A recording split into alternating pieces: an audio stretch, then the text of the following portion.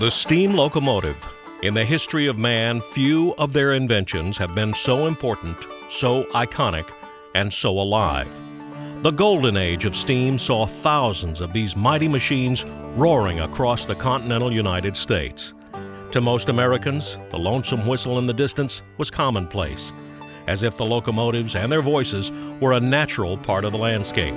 But to the men and women who worked with them, these magnificent engines were more than machines. They were partners and companions. They were powerful, living beasts. They were a source of pride and accomplishment. But few railroaders had the right to such a pride, as did those of the Southern Railway. In 1924, then-President Fairfax Harrison introduced the slogan, "The Southern serves the South," and serve it they did, with the assistance of their glamorous green and gold Pacifics, rugged Consolidations, and faithful Mikados. The employees of the Southern Railway devoted themselves to the communities they served, weathered the storm of the Great Depression, and honorably carried out their daily assignments. But even sentiment could not stop progress, and change came swiftly on the Southern. The world could only watch as craftsmen lost their trades, railroaders lost their heritage, and railroading lost its romance. There was an age in which locomotives exhibited just as much personality as they did power. There was an age in which men loved their machines as they did their own families. There was an age in which an industry could spark the imagination and shape the future. And for the Southern Railway in 1953, that golden age was over.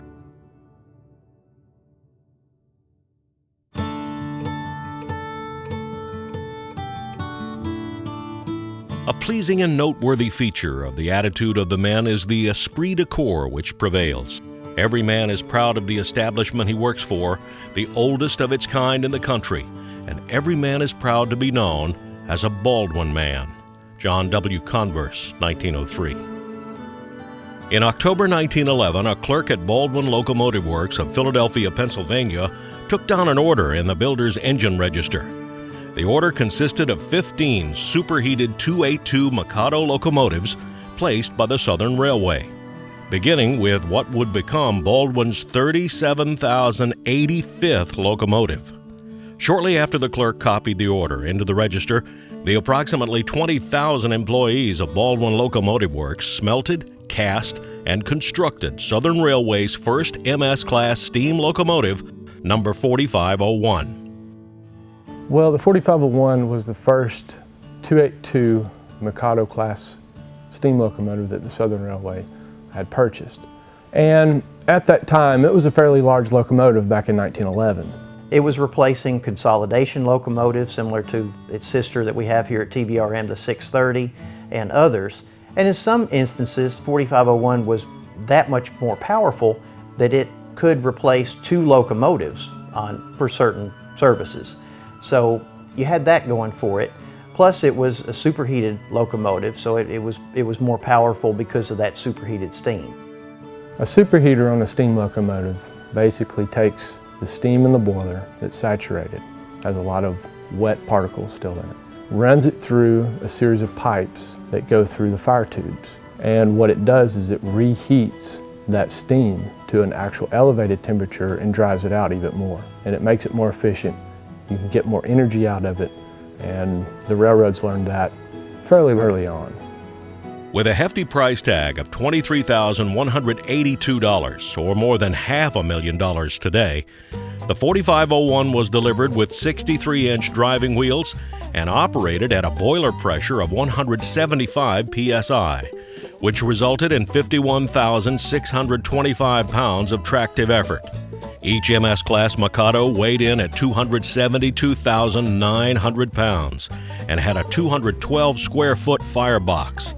She was eventually joined by 181 sisters. The needs of the transportation industry and the demands that were placed on, things increased because of the growing country. They had to have larger locomotives, they had to have larger freight cars. They made the rail larger. Everything increased in size to meet the demand that our growing nation was putting forth on the railroads. When you go, you want to take as much as you can take with you when you go. So I think that it was a natural progression from the 280 class to the 282 class as they increased the size of the boilers and the tractive effort and the capacity of the ability to pull larger trains. 4501's career on the Southern was long and varied. At first, she was assigned to the eastern part of the system and slowly migrated south through the years.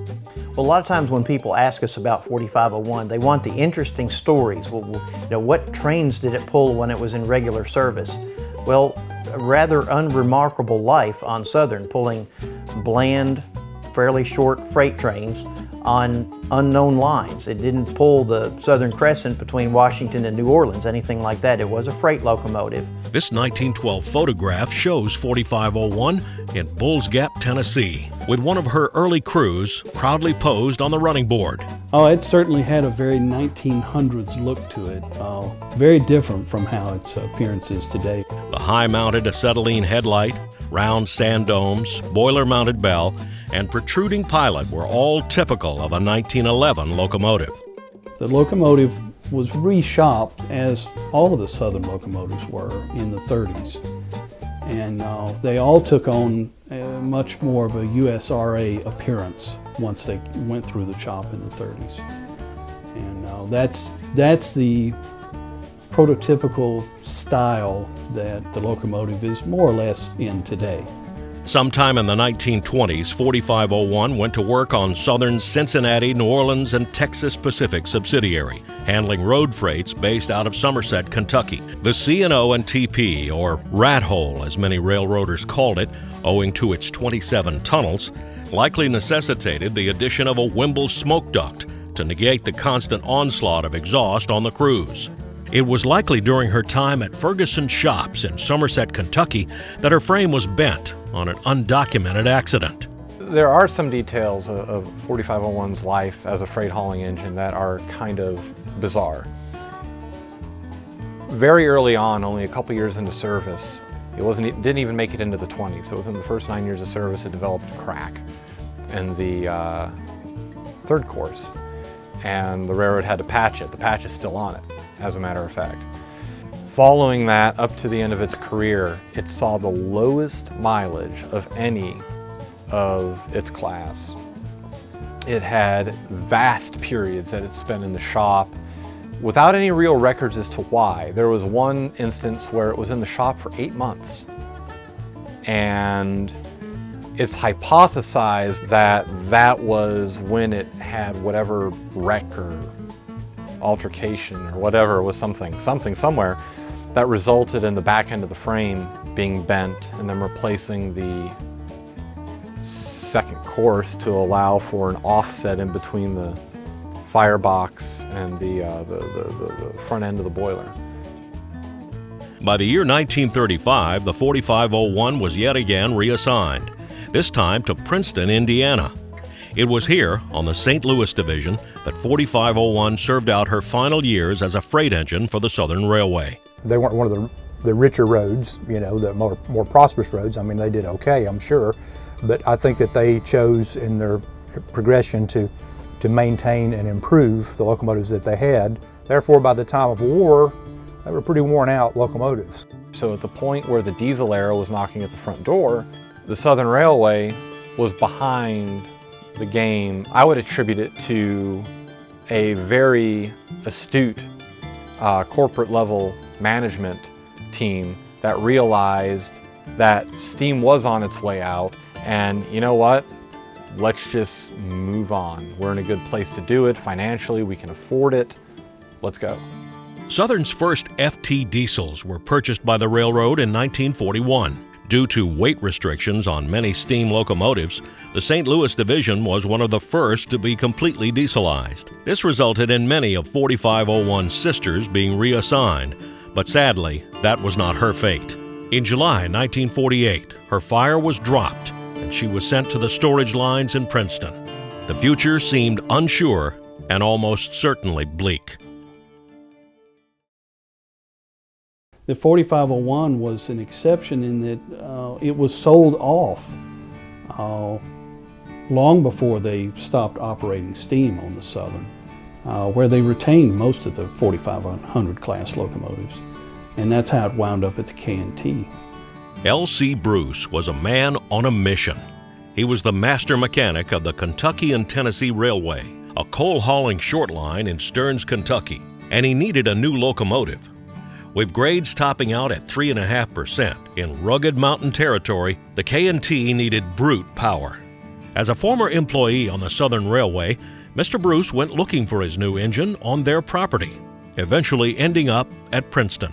Having been stored in good condition and meeting the size and power requirements for his railroad, 4501 seemed perfect.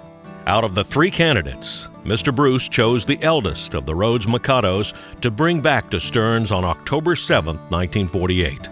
He had her delivered to Stearns under her own power. 4501 had beaten the odds by a long shot. After arriving on the K&T, 4501 was renumbered to 12, as she was the 12th engine K&T owned. The employees of the K&T fell in love with her almost immediately. Capable of pulling 90 tons more up the mountain than her largest stablemate, number 11, she was quickly nicknamed the Big Engine. Stearns was an interesting place. They had a huge 3 or 4 story wooden hotel up there, and we would go up and stay in the hotel. Eddie and Brakeman always sat out on the front of the engine, you know, and stayed out of the heat and the smoke, you know, while they were going up the mountain. And you would think he was not going to get to the next piston stroke. He was down to that slow like that. And the exhaust on that thing would split your eardrums working up that grade. I mean, you know, they were down to almost stop, but it was still, you know, just down to walking speed, you know. And when it came up out of that thing, that was something to see, pulling that stuff. As K&T 12 worked away in Stearns, things were rapidly changing on the outside world. By June of 1950, Southern had already retired 108 of 4501's 181 MS-class sisters. Other steam classes were falling fast as well, with division after division succumbing to dieselization. Just 5 short years after the sale of 4501 to the K&T, the last steam-powered freight train on the Southern arrived into Chattanooga, Tennessee at 3 p.m. on Wednesday, June 17, 1953.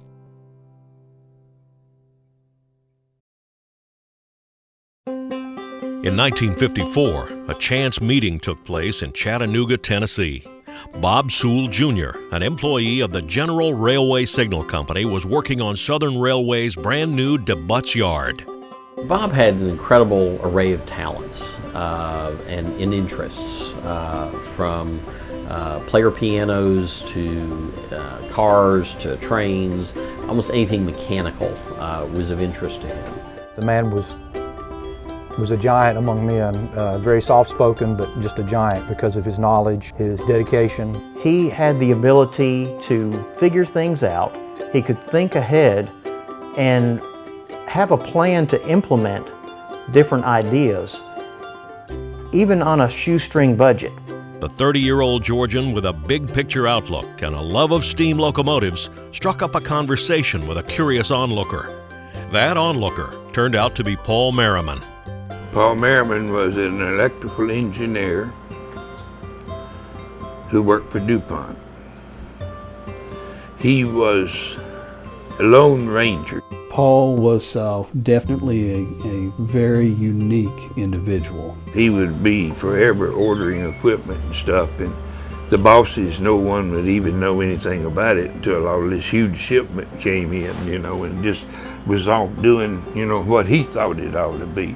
I'm sure anybody who knew Paul has a series of stories that would lead you to think that he was an eccentric individual. You probably have heard the word eccentric used. I would say he's absolutely eccentric. And in some respects, he bordered on genius, if not outright genius. He was certainly extremely bright mechanically and electrically. I'm not exactly sure, you know, how the introduction occurred, but he crossed paths with my father, and they both figured out really quick that they had an interest in steam, and they formed an immediate friendship, really, and began almost immediately touring the Southeast, filming the remnants of steam operation in the late 50s. The Gainesville Midland, the N&W, the K&T, and some other railroads as well. Over the course of the next 5 years, Merriman and Sewell used their time off work to chase, photograph, and record the final hours of N&W steam. Once steam had officially died on the N&W, the duo turned their attention to the few remaining short-line railroads in the area that still ran steam. After a short tenure on the Gainesville Midland Railroad that ended in abrupt dieselization, they found their way to L.C. Bruce's Little Railroad in Kentucky. During their many trips to Stearns, Merriman and Sewell developed a fondness for number 12, clearly a lady of Southern Railway descent when compared to her K&T Rays stablemates. In fact, Paul spent a week off work as a volunteer fireman on number 12 in the early 60s. And it was on one of the trips while they were filming the last of the N&W steam that Paul and my father had the discussion about, we've got to do something to save some of this before it all goes to the scrapper. And that was really the first conversation they had about forming some kind of chapter or organization or museum or group here in Chattanooga.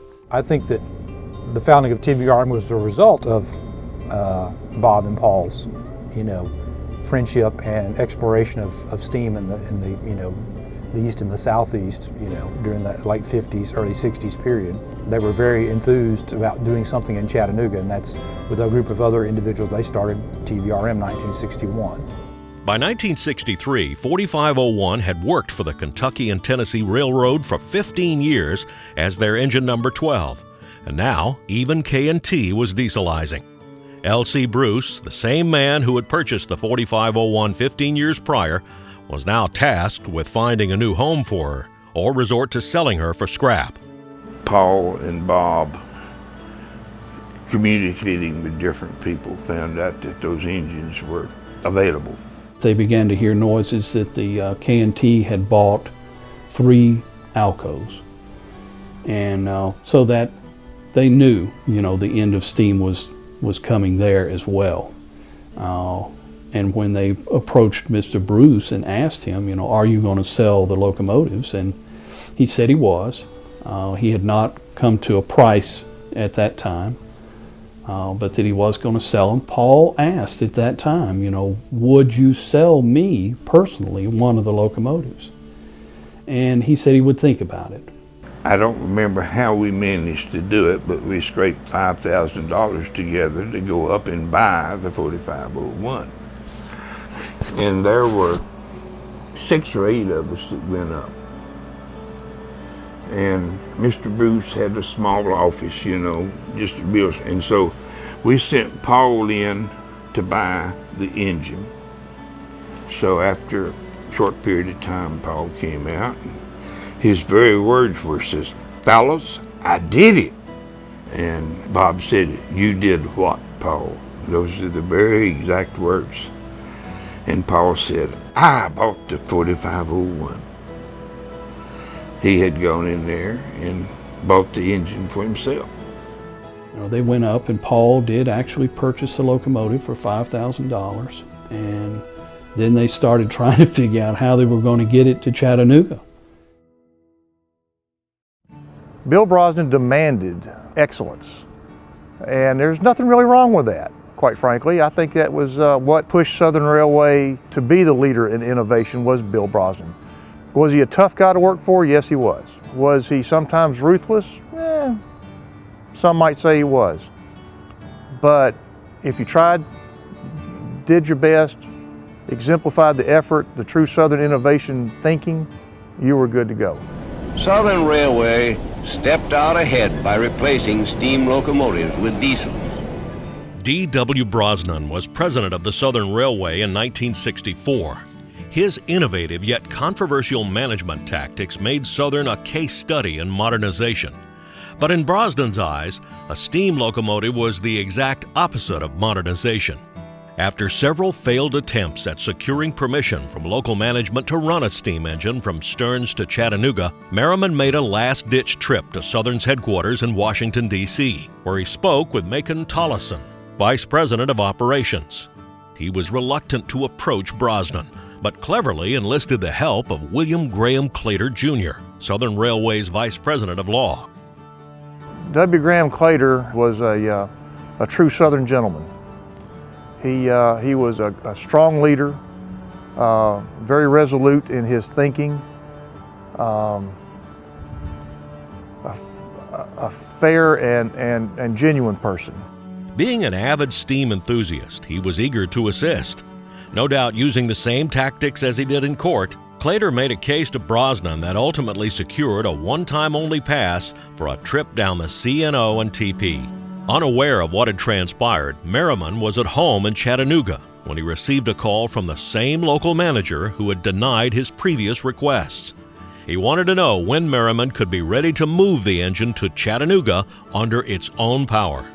Merriman and Sewell immediately went to work with a team of volunteers from TVRM. They kept it parked over. They had like a big pond out there beside the shop, and they kept it sitting on the spur track over there. And it was absolutely filthy, you know. I mean, it had been sitting there forever, and of course they didn't wash engines or do anything, you know, like that to keep them. They were not concerned with the appearance of the engine, just the functional part of the operation. And so we had to clean that thing up, and then it, of course, had the K&T name on it and the big number 12 on it. So we painted all that out, cleaned the engine up, you know, washed it, and then painted 4501 on the tender, and then painted all the windows, the woodwork red and the roof red, and polished the bell up the best we could. And we spent, I don't know, I guess a couple of 3 weekends getting the thing cleaned up, and various numbers of us would go up until we got ready to bring it back down. The trip was, after all, to be a momentous occasion. The first steam-powered train on the C&O and TP in more than a decade, and both TVRM and the Southern intended to make a show of it. It was early on the morning of June 6, 1964. Once again, proudly wearing her original road number, 4501 had a fire in her belly and steam built up to take her home. Trailing her tender and loaded with guests invited by the railroad were the sleeping car Shenandoah Valley, an open-air gondola with added seats, and Southern Railway office car number 6. At the throttle was Walter Dove, Southern's road foreman of engines, who had spent the majority of his career working on steam and would soon become synonymous with the 4501 herself. Walter Dove was road foreman of engines, and he was a favorite of Mr. Claytor's. Mr. Claytor knew him, and you just about had to have 2 firemen. He blew the whistle so much all the time that he used about as much steam blowing the whistle as he as he did running the locomotive. He was an old school engineer who knew his business. At 8:04 a.m., 4501 eased out onto the main line in Stearns, ready to charge south. Bob and Paul chased the train back and made pictures of it as we came back to Chattanooga. We left Stearns and we got down, as I remember, right across the Tennessee line. And we had a serious hot box on the tender. And we had to stop. And of course, Brosnan was watching that train, and everybody on the railroad knew it. And they called for help, you know, and you never saw so many people come out of the bushes in your life. There was 50 people, 60 people showed up just almost instantly to get that train. We were on the main line, you know, to get that train, that engine fixed up. No other serious issues were encountered for the remainder of the trip. As the train charged south towards Chattanooga, excitement and anticipation filled the air. Walter Dove turned around to the fireman, and I don't remember the fireman's name, but he says, "You know what?" Says, would you believe they're paying us to do this? You know, and they were having a big time.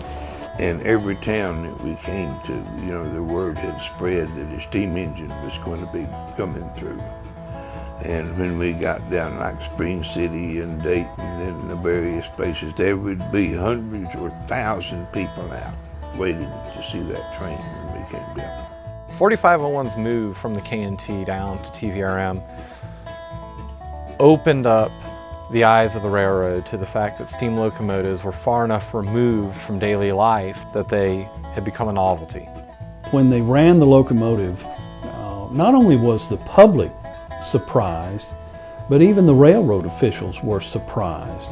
It was astounding how many people turned out to see this unusual occurrence.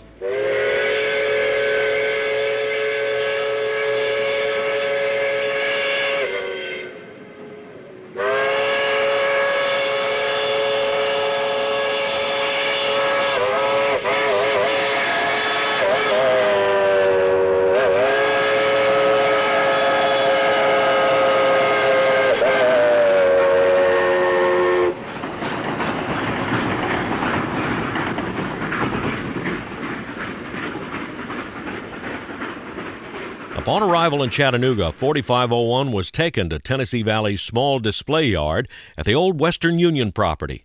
The locomotive arrived over there, and Paul immediately wanted to run the locomotive because he wasn't allowed to run it on the southern, right-of-way at all.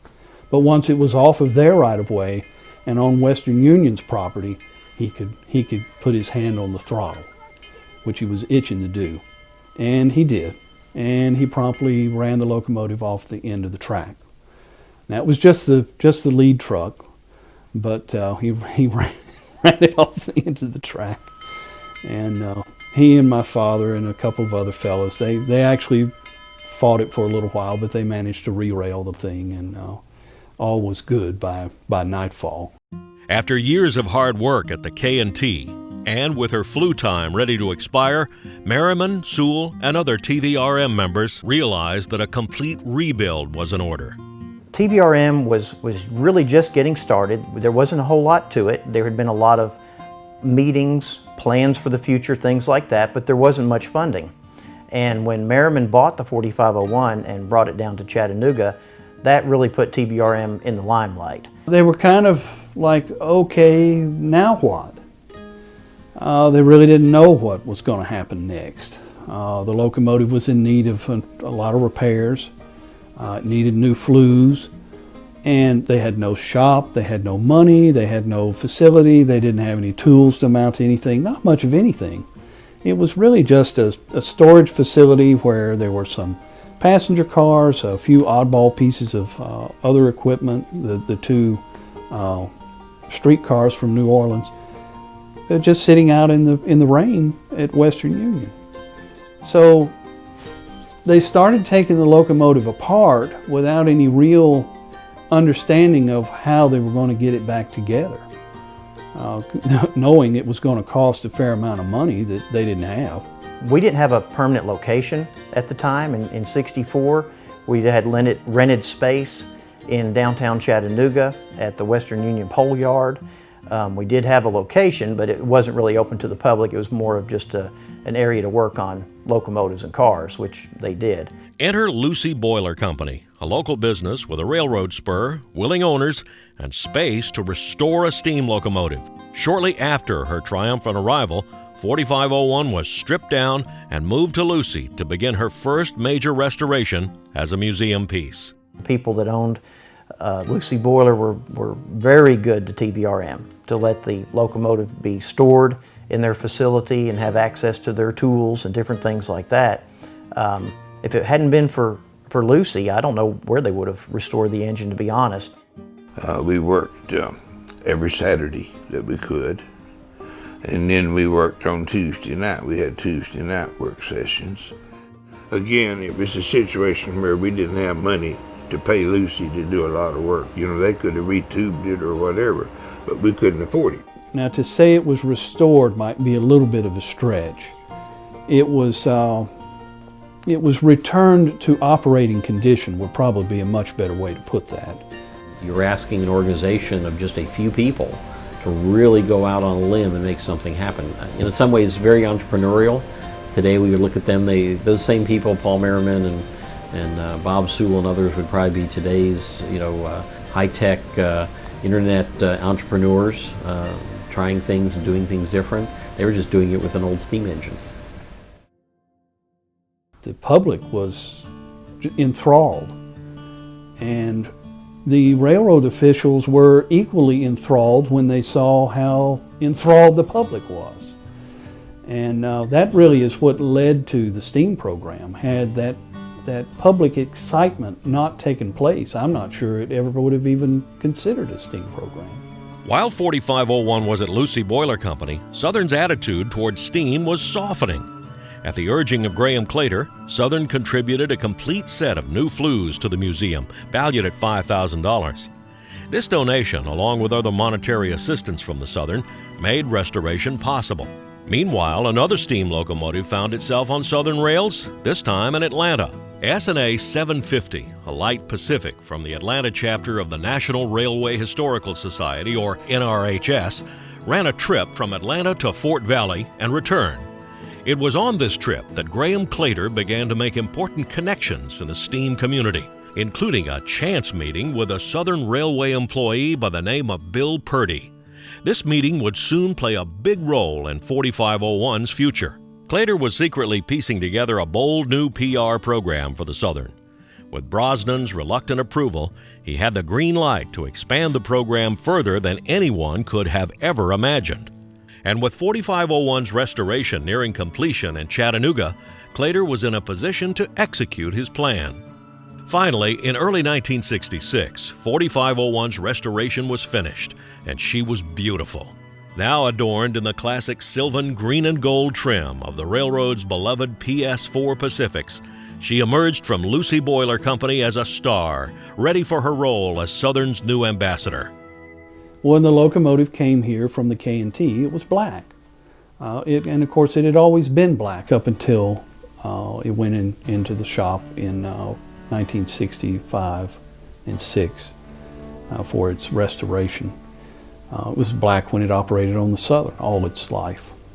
Came out of the shop at Lucy Boiler Company green, principally because Graham Claytor wanted it green. Paul was fine with that. And I don't think anybody objected to the locomotive being painted green. I think there were those that just kind of thought, well, whatever. Well, the locomotive received a pretty good cosmetic overhaul while it was at Lucy Boiler Company. And my father made every effort to put the locomotive into its prototypical USRA appearance from the 1930s. That's when the handrails were corrected and the toolbox was removed from the pilot, and they made changes to some other handrails. That's when the bell was taken off the shelf and mounted to the front of the boiler. In a nod to steam-era tradition, the name of 4501's regular engineer was painted under the cab window, Walter C. Dove. He was down there looking at it one day, and it just so happened that the angle he was at, the grab iron, the bar across the engine blocked out his name where you couldn't see it. And he was fussing about that, you know. Test runs were largely successful, much to the relief of TVRM's small band of volunteers.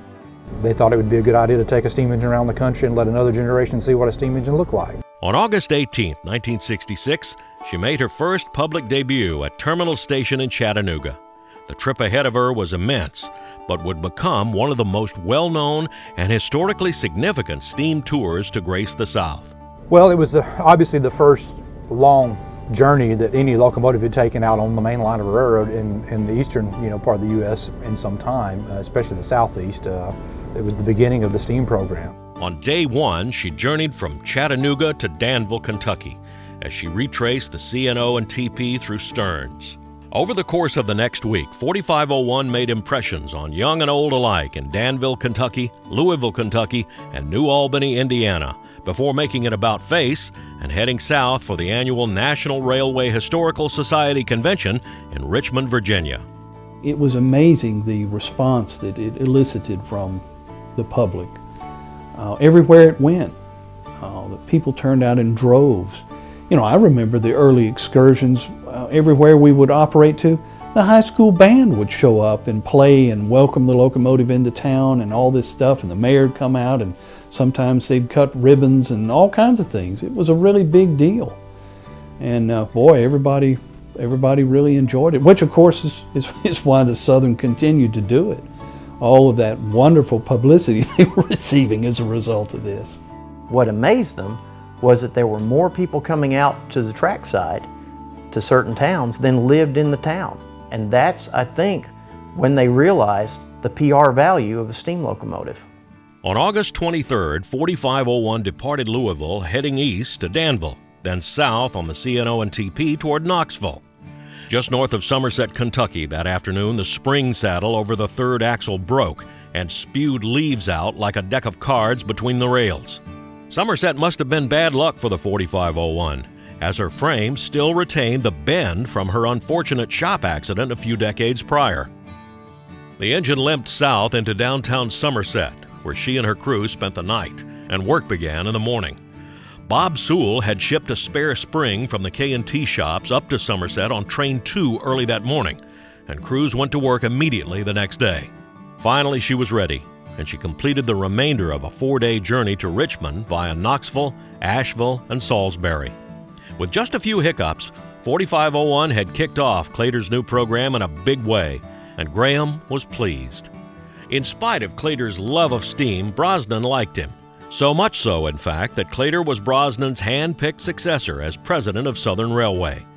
And on November 28, 1967, D.W. Brosnan retired, and Claytor took his rightful place as steam's champion. Mr. Brosnan later on told Dad that once the steam program was up and going, he actually rode a trip. And Mr. Brosnan rode a few trips with us. He actually told Dad, he says, you know, I might have been a little premature in cutting up some of those steam engines. So he realized that there was some good in it. Of course, Mr. Claytor saw the good in it day one. Claytor immediately went to work expanding the steam program. One thing you have to remember in the 60s when these things started, passenger trains were still pretty common. So really the only difference was the motive power on the front end. You were able to say, I've got a steam engine on the front of this train instead of a couple old tired F7s or whatever they happen to be using. So in some ways the experience was no different for anybody who was still riding a passenger train. In many cases people were still coming out from the nostalgia of the steam engine. The passenger train didn't make any difference. On June 3, 1967, she departed Chattanooga for a 20-day-long road trip to Cincinnati via Danville and Lexington. Atlanta was next in July, followed by Birmingham, Anniston, and Talladega before returning to spend the fall in Birmingham. The atmosphere, I would say, was, enthusiastic. I mean, people were excited to be riding behind a steam locomotive. Lots of smoke, lots of whistle blowing, photo run-bys. The atmosphere was a lot different then. Unfortunately, litigation in this country has deemed that a lot of the things that they did at that time, they would never even consider doing today. The early days of the steam program, and really all of the days on the Southern that I recall, it was a pretty laid-back affair all round. They had a recording car on the front of the train generally that had an open, it was a combination baggage car and coach, and the front section that was the baggage section, they had the baggage doors open and just some railing to keep the passengers from falling out of the car, and that was all open, and the vestibules were all open, and the commissary car, it was just a baggage car. We had those doors open as well, and on the rear of the train was just an open air. It didn't even have any windows. The windows had all been removed. Observation car, and that was a real treat to ride back there. It was completely open, and you could get a real good view of everything and hear everything, and lots of cinders and soot and everything else. It was a delight. The Southern Railway particularly still had an infrastructure of people and facilities that were there to handle the things that are required to run a passenger train, whether it be how you water it, how you maintain it, people who sell the tickets. All those things were still in place, and which made it pretty easy to do. With 4501 heading back to the K&T shops in Stearns to address several issues that had developed while on the road, Claytor needed more power to keep things rolling. By the end of 1967, East Tennessee and Western North Carolina Railways 207 and 208 were the first steam locomotives purchased by Southern Railway since 1928. But the sisters felt right at home, as they were both former Southern steamers, engine 630 and 722.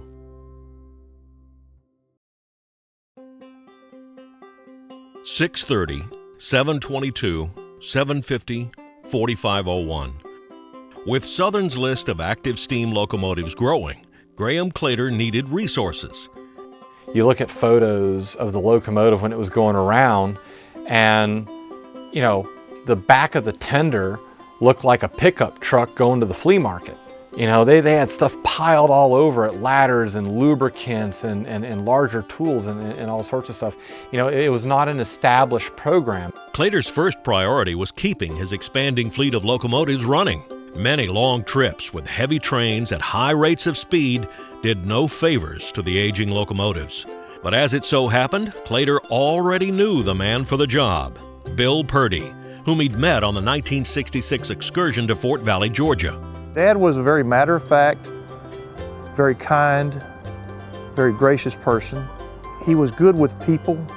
Daddy had a mechanical sense about him anyway.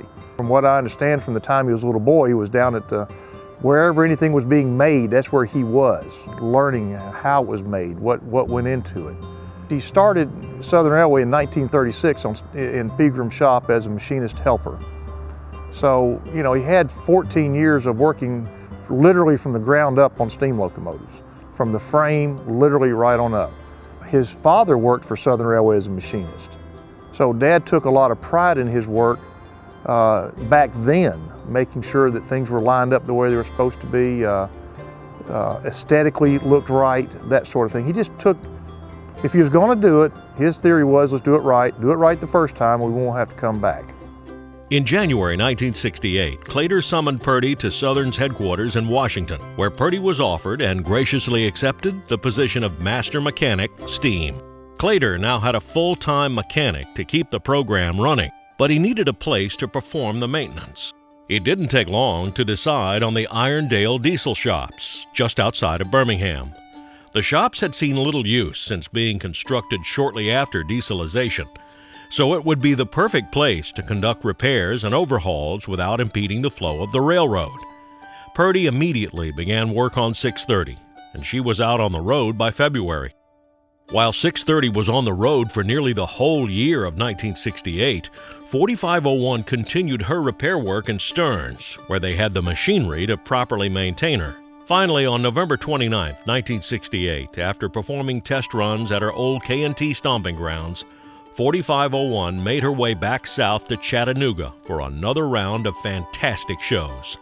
Next, Claytor turned his attention to managing his emerging steam program. He approached Jim Beislein, one of Claytor's former colleagues in Southern's law department during the presidency of D.W. Brosnan. Also sharing a love of steam, Beislein seemed the perfect person for the position. His duties included the planning, organization, and representation of the Southern steam program. He reported directly to Claytor, and he helped expand the program by leaps and bounds. A lot of effort had to go into, maintaining the locomotives and keeping them out there on the line with a limited budget. And that's the thing Mr. Beislein and Mr. Purdy were able to do. They were able to keep the program going successfully, when the railroad wasn't giving them a tremendous budget to run this program. With a mounting team of qualified and willing employees and volunteers at hand, 4501's role in the steam program exploded. Knoxville, Crossville, Birmingham, Anniston, Louisville, Danville, Princeton, and St. Louis. 4501 played the part perfectly as Southern's living, breathing, attention-getting ambassador to the public. From the very beginning, the 4501 was basically leased to the Southern Railway. That was a way to let the Southern spend money on it, which if it was privately owned, they would not be able to do. So Paul created the 4501 Corporation, and through that, parts and things were able to flow through a lease from the Southern Railway to the efforts to restore the engine and then operate it in the future. That lease continued from the Southern Railway days all the way into the Norfolk Southern. Well, the excursion program was so important for TVRM. That's where a majority of our funding came. And that, for the most part, was our funding for our annual budget. Once the steam program really got underway and the 4501 went into that service, it rarely came back to the Railroad Museum. The only time the 4501 generally would come to Chattanooga was if it was part of that year's schedule, which typically was always in the fall. where we run our autumn leaf special, and a lot of times there was a spring trip. Now that could be any steam engine, but when the 01 was the engine for the year, then we would see it come to Chattanooga. As the program expanded, a bond began to form between the employees, regular volunteers, and the public. As far as the number of volunteers, I don't know how I would be able to calculate the number of volunteers. Every town had a group of volunteers. From that period forward, then it went to the railroad employees. I always had a called engineer, maybe a called fireman who didn't know anything about firing a steam locomotive, division officers, road foreman, general road foreman. Mr. Purdy was always there, and sometimes one of his general foremen that he had at the time were there. And then they used volunteers as the firemen: Paul Brock, Carl Kruger, Ronald Norman. Paul was almost always there. There were other guys that came and went during the years. Hal Edmonds was someone who volunteered. He lived in New Orleans. A lot of these people paid their own expenses and came out on their own and did this, you know. Some were not employees of the railroad, but the railroad helped, you know, take care of their expenses while they were out there, because they'd be gone for days and days and days at a time away from home. The way those trips worked, you had Southern was providing the line, of course, and there would be different historical associations around the region that would sponsor the trips, and they would be taxed with selling the tickets and having the onboard amenities available, that type of thing. The reward came for all the work during the week was, of course, being able to cut coal on the trip and get to ride and, you know, that sort of thing. I mean, we still had some people that went along all the time, myself included, but you still used volunteers because they wanted to help. It was their opportunity to be a part of something like this, and why not share it? That's what we were there for. We were there to extol goodwill, and if somebody came up and wanted to help, get dirty, get greasy, crawling around and doing heavy labor work and enjoy it and feel good at the end of the day about it, why not? That was one of the other factors that was good about the STEAM program. It garnered a tremendous amount of goodwill on a personal level, and as a result, Daddy wound up with friends literally all over the Southern Railway system. There were times when you would think that you didn't want the trip to end because everything was going just that well, and you hated for the trip to end because you were just having fun, quite frankly. The steam excursion season was primarily scheduled between April and November, at which time Southern would pack as many as 70 trips in each year. Naturally, such a hectic schedule resulted in some interesting problems. It was beyond chaotic for the people that were involved in the operation and the maintenance of the locomotive, because while there were some facilities that were still conducive to steam locomotives, like I remember Purdy talking about, you know, they actually found ash pits that were still open, so they try to go over and dump ash in the ash pit so as to not make the maintenance away people angry by dumping ash all over, you know, their ballast in a yard or whatever. There were a lot of people that in the early days threw up, you know, oh, where are you going to water it? How are you going to coal it? So that really was not an issue. Watering the locomotive was certainly no issue at all. As my father was very fond of saying, anywhere you have a fire plug, you can water a steam locomotive. So that issue could be immediately done away with. Coaling was a little more of an issue, but not so much. They, you know, for most of the steam program, they hauled a gondola car full of coal around with it and coaled it that way. It was never a big problem. Especially small town fire departments love to get out with their fire truck. It was good publicity for them, for the people to see, and it was again a meeting, if you will, of community coming together with railroad, and a lot of good things, a lot of goodwill came of that. It was really the rare excursion that went off without any problems whatsoever. There were quite a few that the train limped back into town many, many hours behind schedule. They never had giant budgets, you know. I mean, they would do what was absolutely necessary to keep them safe and keep them out on the main line. The idea of missing a trip did not appeal to Dad whatsoever. People bought a ticket to ride behind a steam locomotive, and he was determined that they were going to get to do that. That was typical. Even the first trip of 4501, when it came to Chattanooga, it had a hot box on the tender. So there was always something that would creep up.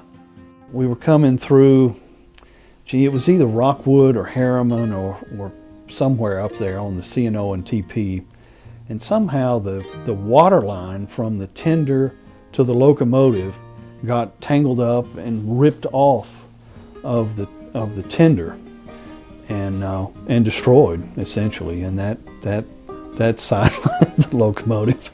And then everybody was just standing around kind of scratching their head because the water was exiting the tender at a rapid pace and there was nothing anybody could do about it. And then we had a number of occasions, hot journal issues, which that was always a problem over the years from time to time. Yeah, there were problems. From December to March, Purdy and his team would work at a frantic pace to perform any major maintenance or upgrades on the engines at Irondale. Steam hadn't been gone that long at that time, 15, 20 years, 25 years at the most. There were still a few parts tucked away in sheds and buildings and shop corners that he found, and those parts would make their way back to Birmingham to be used at a later time. One upgrade to 4501 took place in 1969, when her tender from K&T was swapped for an ex-Central of Georgia tender that came from a wreck train. The new tender held 18 tons of coal and 15,000 gallons of water, a major improvement on range and one that she still carries to this day. Claytor was carrying out his dream, and in the process drawing a lot of positive attention from the public. Well, everywhere it went, we were on the front page of all the newspapers. That's free advertisement. And Mr. Claytor knew that. So everywhere we went, photographers were out, interviews were being made, we're on the evening news. Southern Railway was in everybody's living room. In one instance, he brought a shipper up, a potential shipper up to the cab and told Dad, here, I would like for this gentleman to ride with you for the next, whatever. And he did, and the gentleman started shipping with Southern Railway right after that. Even Hollywood noticed the commotion that Claytor's engines were causing. Throughout the years, Southern's fleet, and primarily 4501, strutted their stuff on the silver screen. In 1970, 4501 rolled into her first feature film on the set of Fool's Parade, starring Jimmy Stewart and Ann Baxter. Since the movie was being shot in Moundsville, West Virginia, on a Baltimore and Ohio line, 4501 shed her sylvan green for the plain, gritty black of a B&O steamer. 4501 went on to star in 7 other feature films and television shows, including Johnny Cash's 1974 special, Riding the Rails. It was a plus because the engine was doing its job. It was garnering attention, it was goodwill, and not only that, but it was also bringing life, the previous life, to those who were too young to remember it when it was going on. Throughout the 1970s, 4501 was a regular fixture on the excursion schedule. She even found her way off Southern property in 1973 for a series of trips on the Illinois Central, Chicago and Northwestern, Milwaukee Road, Rock Island, and of course, the Norfolk and Western. Some of the biggies I know for it were probably Chicago. It went to Chicago and ran a trip in '73 out to Bureau, Illinois on the Rock Island. That was a green and gold rocket.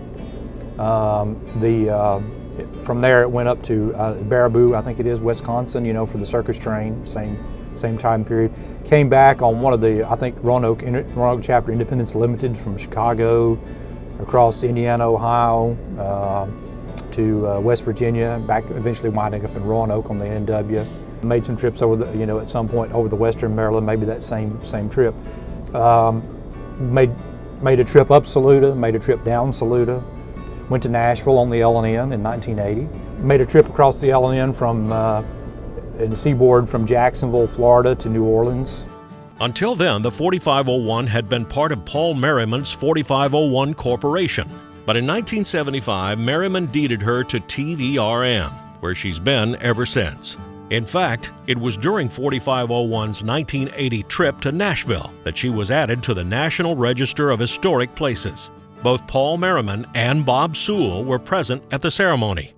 On April 23, 1976, 4501 suffered the first of several significant mechanical failures that would take place over the next 5 years. They're out running it on one trip or another in '76, and Mr. Purdy wasn't running it, but he was in the cab at the very least, and he said all of a sudden The engine took off like a racehorse that had been whipped too hard. And whoever was running it tried shutting in on the throttle and nothing happened. The engine just kept going. And you know, Purdy said he reached over and grabbed a hold of the quadrant and started bringing the quadrant up, which is an effective means to shut off steam to the cylinders. Well, they figured out that something had happened, whether the throttle had fallen off of the dry pipe or the dry pipe had, you know, collapsed or whatever. They no longer had control. So they got the train to whatever engine terminal it was and opened it up, you know, probably 2 days later, and found that the dry pipe had collapsed. Following the dry pipe failure, 4501 was repaired and continued to operate through 5 more seasons until 1981, when yet another failure occurred. On April 11th, her front flue sheet cracked in Dalton, Georgia, and she was unable to continue. Bill Purdy and his crew finished out the trip with diesel power, then towed 4501 back to Birmingham for a long-term rebuild. She would not operate again for 3.5 years. By the time 4501's rebuild was completed in 1984, the clock was ticking on her excursion career.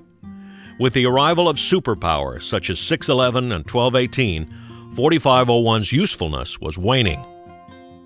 Obviously, the bigger power could haul more cars. And the Southern Steam program was, at that time, it continued to gain in popularity. And it was growing to the point where we couldn't literally haul enough cars. We couldn't, we were turning away people constantly. They were running a lot of excursions, they were running long trains, and the 4501 simply wasn't up to it all the time. The next piece of that factor that factors into this is the change from Southern to Norfolk Southern. The coming of the 611, Robert Claytor in charge in NNW, as opposed to a Southern man. You know, he knew he was raised up on the NNW. He knew what the superpower could do.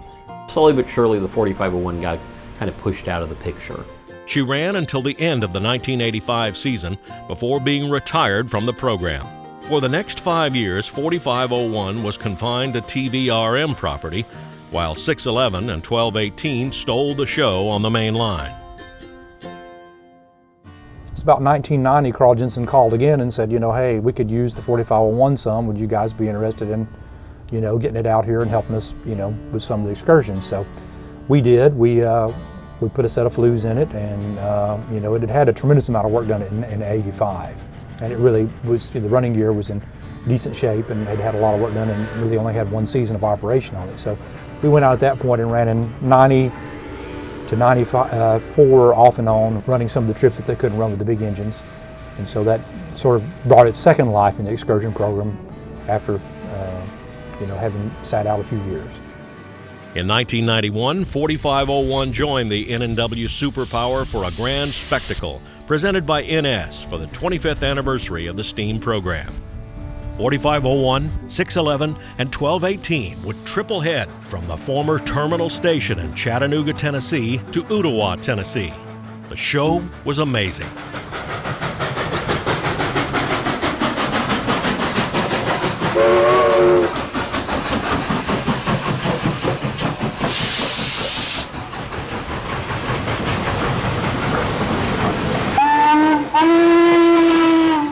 Following the 25th anniversary triple header, 4501 continued to see limited use in the steam program. Then, in 1994, the unthinkable happened.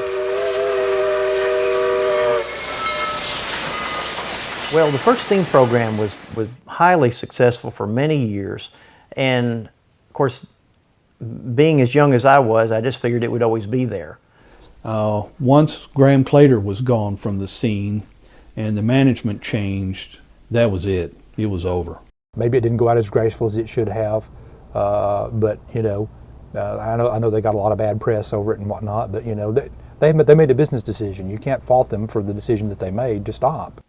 Somehow or another, the focus of the program, which was a public relations tool, it became almost a slave to the National Railway Historical Society chapters. It became a money-making tool, and the corporate purpose kind of got lost. The plug was pulled, it was shut down. In fact, it was shut down with a really firm fist, to the point that, to make the point that it was not coming back and that it was over. And we all thought it was. I think everybody thought it was. Well, when the first steam program ended in 1994, that brought 4501 back to Chattanooga, basically for storage. But we did put it back into operation, and we ran it some here in Chattanooga for on the Missionary Ridge Local and that type of thing. Now, with a lack of funds and limited manpower, TVRM knew that once her flue time expired, 4501 would be silent indefinitely. In 1996, she was returned to her original coat of black paint for TVRM's 35th anniversary, which she wore right up until her final trips for the museum on September 20th, 1998. The mood, you know, it was a little bit somber. It was you had that sense of not knowing what would be next for the engine, and a lot of people thought at that point, including myself, that we'd never see it run again. You know, I guess it was really the feeling of the unknown that was the hardest thing, because it's not like there was any type of a plan in place for it to be restored at a certain point. It was looked upon as a retirement. Having grown up with 4501 and it being such a big part of my life, it was upsetting. Displaying a cold steam engine is like propping up a corpse. Paul Merriman. Sometimes things that happen in this business are a series of events that happen sort of separately but have some relationship to each other. You know, we'd gone a number of years. This is, you know, probably in the early 2000s. And I was sitting down here, and, you know, we always, you know, wish we could, you know, do something with the railroad again. And so I'm sitting there with my notes, and I just come up with 21st century steam. You know, I wrote that down as, you know, how would we do a steam program in the 21st century? And I was just brainstorming. Wick Moorman is a great friend to so many of our organizations, the heritage, railroad heritage industry, because that's an interest of his. Through a series of events, he became president in about 2004, and we arranged to have him come speak to the NRHS convention that we were hosting in 2007. He came and gave his talk, and I think somebody asked him about steam, and he was kind of, you know, although I think a rail fan, he was a little non-committal about what might or might not happen. 2010 would mark 16 years since the death of the original steam program and 12 years since 4501 was last under steam. The return of mainline steam to the South had never seemed so unlikely. The first indications that we witnessed of something taking place as far as the return of limited passenger operation on NS were diesel excursions. They ran some limited diesel excursions, and they ran them mostly for NS employees. They were doing things with historic railroad equipment that they had not done for quite a number of years. One of the things that might have opened our eyes a little bit that there might be something coming along in the future was when there was a group of individuals who privately funded a boiler assessment of the locomotive. I was actually pulling into a Hardee's one Saturday morning, and my phone rang, and it was Wick. He was in the office, and he said, "Can we go ahead and do that ultrasonic test you were talking about on the 4501? I said, "Why?" And he said, "Well, we just, you know, let's find out whether or not it really can be restored," because we'd had some concerns when it had been put up the last time that there were some pretty major repairs that would have to be done before it could operate. So I said, "Well, yeah, but it's going to cost about $10,000 or $12,000. And he said, "Well, let's make some calls to some people and see if we can raise that." It was not an offer from the Norfolk Southern. It was a personal offer to see if we couldn't put together a group of people who could help us out. And we did. I don't think at that time, I don't know if Wick had the idea that this might be where he was headed. He certainly didn't tell us that it was. But later in 2009, he started asking some questions about how we might go about a program. In June 2010, Norfolk Southern made an unprecedented announcement. Steam would return to the main line by spring 2011. In a partnership with TVRM, Norfolk Southern would operate newly restored 280 number 630 over their main lines on both public and private employee excursions. The CEO of Norfolk Southern, Wick Moorman, is obviously a very intelligent guy who understands the value of good marketing, and I think he saw what Graham Claytor saw, and that was an opportunity to get a good positive spin on for Norfolk Southern with the resumption of the STEAM program. Up until that point, there was no reason for the museum to restore the 4501, really because it was just too big for what we were doing in our daily operations.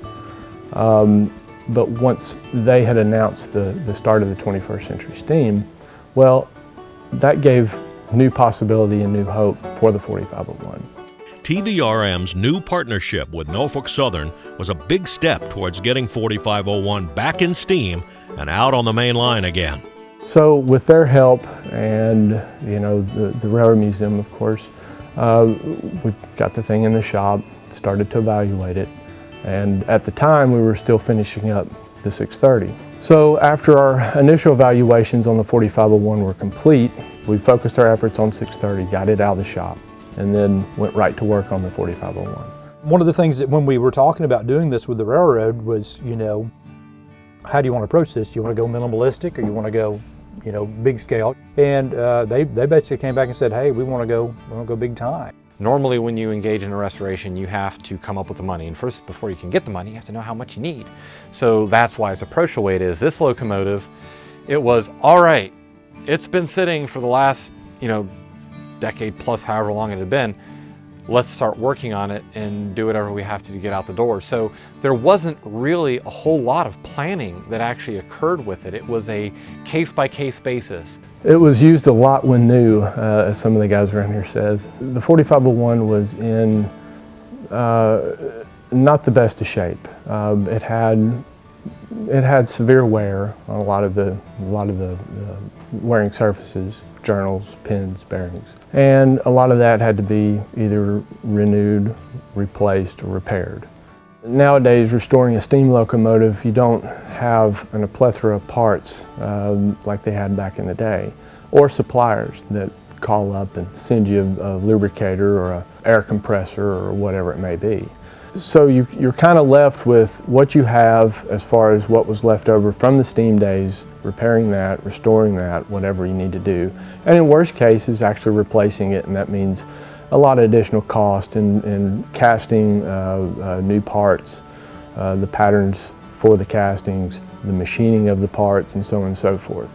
So it is a little bit more of a challenge today, especially on some of those really hard to find items. But it can be done. There was a few unexpected problems that arose during the restoration, one of which was we had NDT'd the axles and to make sure there was no cracks.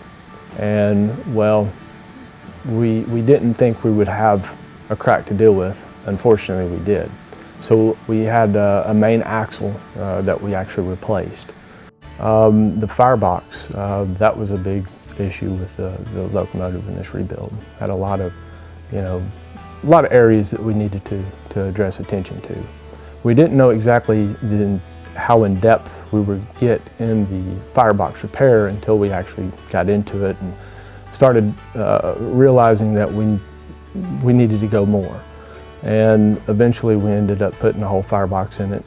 So it was time after time after time where we confronted something where it wasn't just a matter of replacing a consumable part, but we had to repair the substrate that the part went into.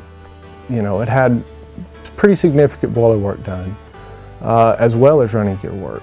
Just because, like I say, the condition, it had been ran for who knows how many miles since a repair of this magnitude has taken place. I was there for 2.5 years and wound up doing an incredible amount of welding on the boiler. I went through 5 50-pound tins of welding rod, which probably about half of that actually was deposited onto the boiler. Another big milestone, or actually a few big milestones, were the addition of a few appliances that the engine did not have in its regular service, nor in excursion service, but some of its sister locomotives did receive. And that was the addition of a feed water heater. Granted, it's a Chinese feed water heater, however, it's the concept, the principle, the functionality is identical to what the Worthington SA system was. Because basically the Chinese just copied a Worthington SA system and a 3.5 SA system and used it, and that's what we put on the locomotive. Another addition that we put on the locomotive was a stoker. A lot of its sisters also had a stoker, and this one did not. It was hand-fired.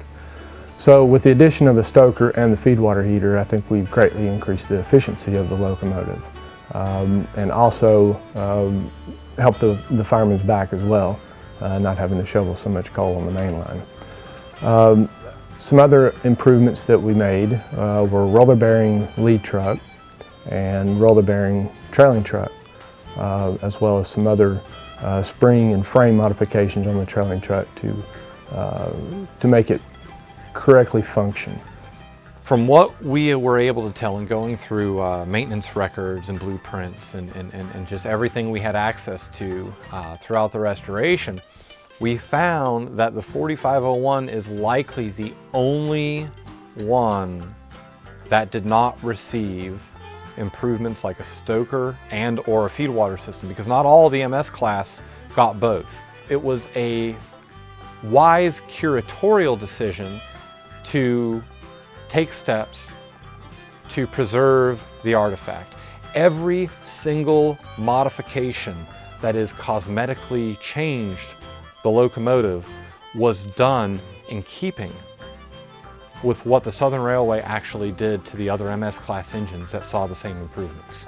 You know, railroads kept steam locomotives operating mechanically in a range where you only had to replace consumable parts. Whereas in today's world, because of some of the mythology associated with steam operation that came from the end of steam, people run locomotives until the parts are basically not serviceable. And not everybody does, but a lot of people do. So it's given steam kind of an unfair perception. If you treat a locomotive so as to prolong the life of all the components, you know, act in due diligence, check your tram, the spacing between the axles on a yearly basis, make sure everything is kept tight, they're really not that maintenance intensive.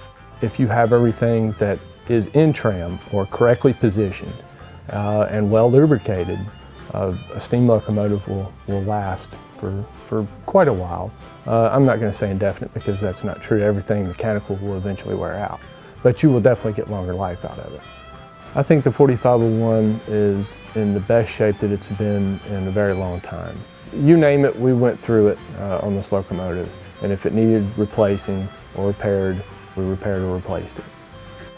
That's really the first time in its history that it received a full stem-to-stern restoration. We went into it pretty deep. You know, it took us longer to get it done and cost us more, but you know, we have two magnificent locomotives as a result of, you know, the efforts that were put into both of them. Well, the restoration was made up of a number of people, both TVRM employees and volunteers and contractors from all over the country, really, that came in and helped us with this. The people, you know, here are really a great bunch of guys. Very smart, intelligent people, and hardworking. And there's not much that can't be done, I do believe, here. Wednesday, September 3rd, 2014, the culmination of thousands of hours of manpower and 103 years of history had come to a head. After 16 long years of silence and a painstaking multi-year restoration process, 4501 is almost ready to make her comeback. Well, as the restoration of 4501 was nearing completion, that was right about the time for Railfest, and it was decided that we would do our best to have the engine ready for Railfest. We were nonstop almost. We had seen the engine in the shop for so long, little things happening to it that took a lot of work, but it wasn't until those last final things happen when you really, it kind of sets in that yes, it's going to run, we're going to see it, it's going to be soon. And a lot of times that's the paint. When the paint goes on, that's almost the last step to before the fire up and the final tweaking almost. And that's where it really sets in that you know, the excitement kind of builds up to that point and almost bubbles over. With her grand debut scheduled at TVRM's annual Railfest event in just 3 days, the restoration team is rushing to put the final touches on their star. In fact, at this point, 4501 hasn't even turned a wheel under her own power since her retirement in 1998. But with a boiler full of water and a brand new authentic black paint job, she's primed for action. Her fire was lit the next morning. Thursday was spent testing the numerous appliances on the engine, including dynamo, stoker, and air compressor. After a full day of working out the kinks, the crew set up for a milestone event, 4501's first move under her own power in 16 years.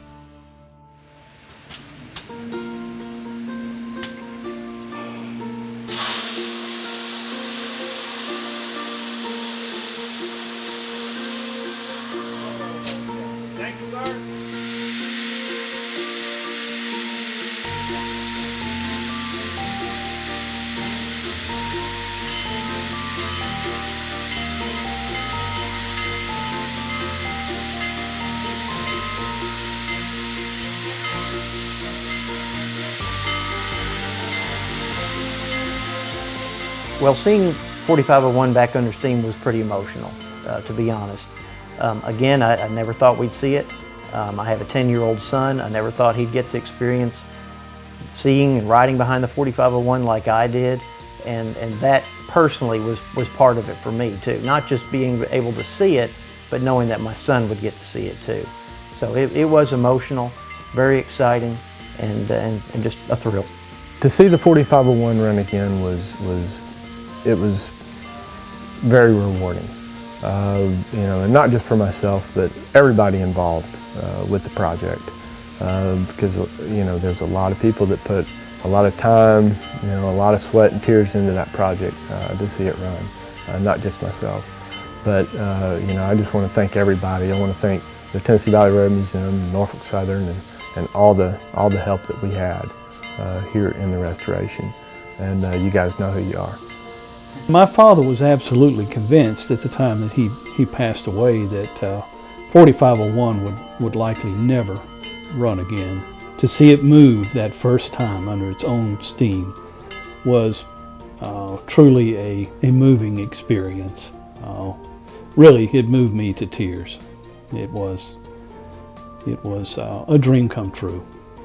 The only emotion that I felt was anxiety. Because if there was a problem with any of that stuff, whose fault was it going to be? With another long day under their belts, the crew got some rest in preparation for more strenuous test runs on Friday. The next morning finds 4501 slumbering under steam at East Chattanooga with Sister 630. This is the first time that TVRM has had 2 operating steam locomotives since 1998. Having woken from her lengthy sleep, it's time to put 4501 through her paces. After more tests are run on appliances and adjustments are made, the crew cautiously and patiently eases 4501 out onto the main line. The first order of business is to turn her so she can run east to Grand Junction. When you get a steam locomotive through such an overhaul and repair with all new parts, all new tolerances, you really don't want to come out of the shop and run it wide open, run it really hard, really fast.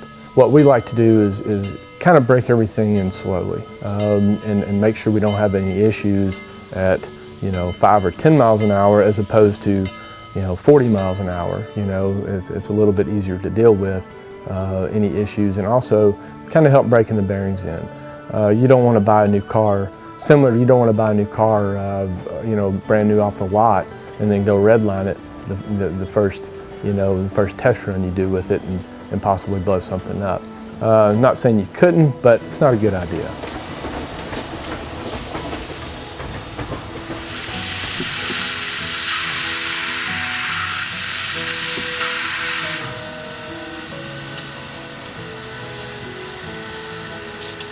The test runs are almost perfect. By day's end, the crew feels prepared to debut 4501 to the world tomorrow.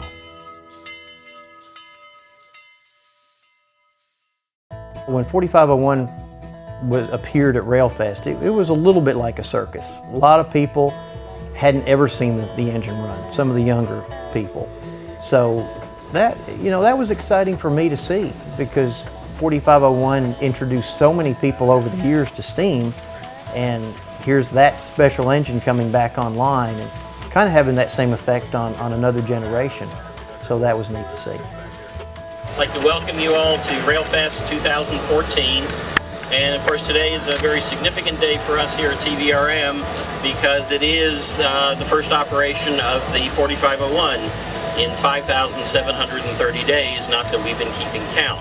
Anyway, Shane, if you would like to do the honors. We have an extra bottle in case the first one doesn't work. You know how that goes sometimes. So if you want to break it over the coupler here, we'll get going. Here we go. Oh! Here we are, 4501, ready to go. Now that 4501 has made her grand entrance, the TVRM crew will spend the remainder of the year breaking her in, with events such as the Somerville Steam Specials, featuring a double header with 630. Tens of thousands of people admire her, but everyone is eagerly awaiting the main event, 4501's return to the main line.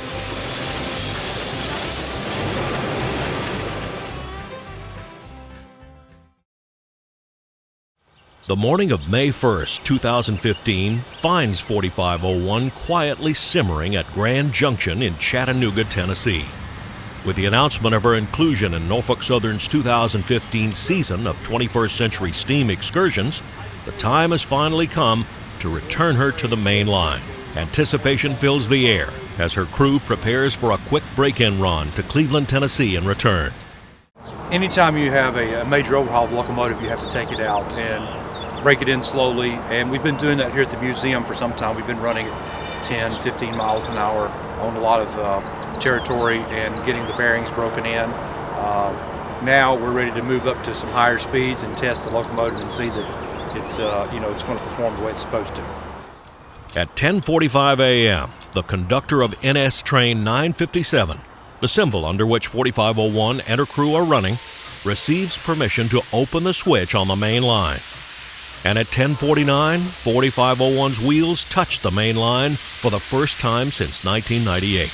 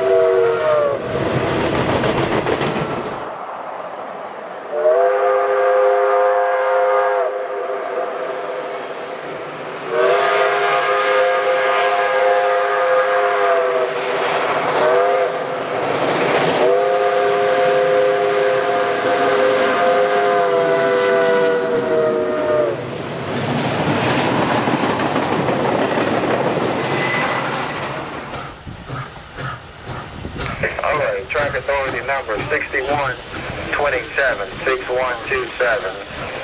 That's to the Southern 4501, 4501 at Cleveland.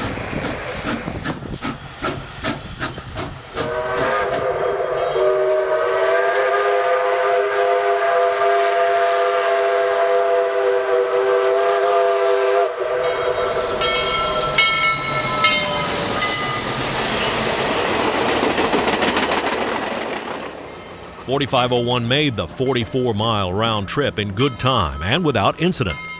Upon arrival back at the museum, the crew feels ready to take her out on the road for the coming series of public trips that summer.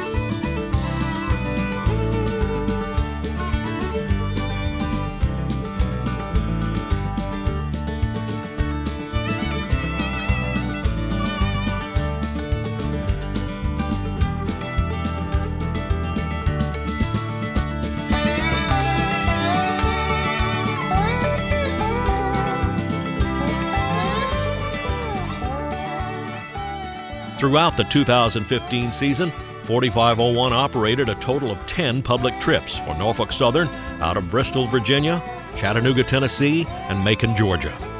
For fans, crew members, and the public alike, the experience is just as thrilling as it was on June 6, 1964, when 4501 ran from Stearns to Chattanooga.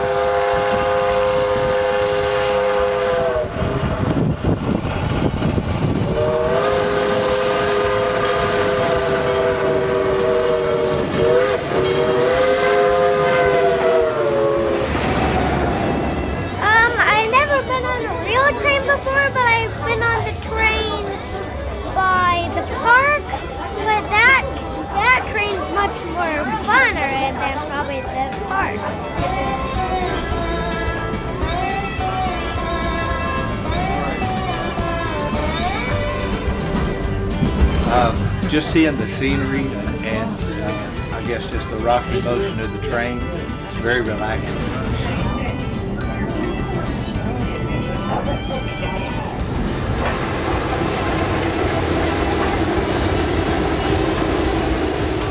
I'm from Columbus, Ohio. Drove about 5.5 hours to see it today. I've just been a rail fan all my life. I love steam engines and wanted to shoot this line.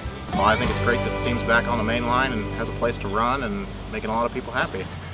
Southern Railway MS Class 282 number 4501, the Queen of Steam, the 37,085th product of Baldwin Locomotive Works, the pride and joy of countless men and women. In 2015, she's back where she belongs, stretching her legs and strutting her stuff for thousands of admirers. There's nothing like a steam locomotive. There's just so much involved with it. I think people, you've got the history, you've got that connection to history, how steam locomotives helped to build the country.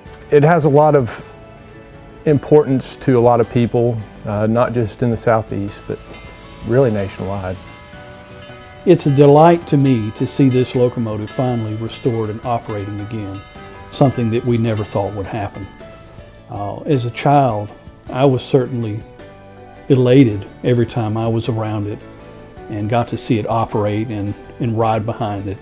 And now, another generation will get to do that and experience those same things that I experienced.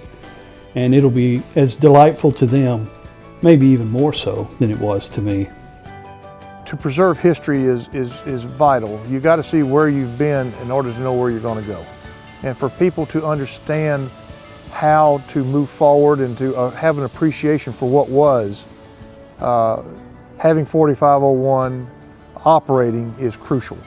I think so much of it is just tied to the history that it has, and it will always have that history. That's not going to go away. So it's always a history that will be told and retold, and stories will be handed down from generation to generation. 4501 is a survivor. Look at all the times it survived the main line and went into short line service, and then it survived short line service and went into excursion service. Anyway, it's been, not every year, but it's been running for how many years? Well over 100 years now. It won't be long until it actually operated in excursion service longer than it is operated in actual revenue freight service. 1964, 1966 until now. So, you know, that's 50 years. That's a long time. You know, it is a survivor. I mean, you know, it's just, we keep finding new reasons to, you know, to bring it out again and let people see what's going on. The 4501 is a good ambassador, a good representation of all of its sisters of its class. One, it is the one. It is the only one left, so it's got to be, of course, the best ambassador. It is a good thing to let another generation know what a steam locomotive is. W. Graham Claytor, Jr.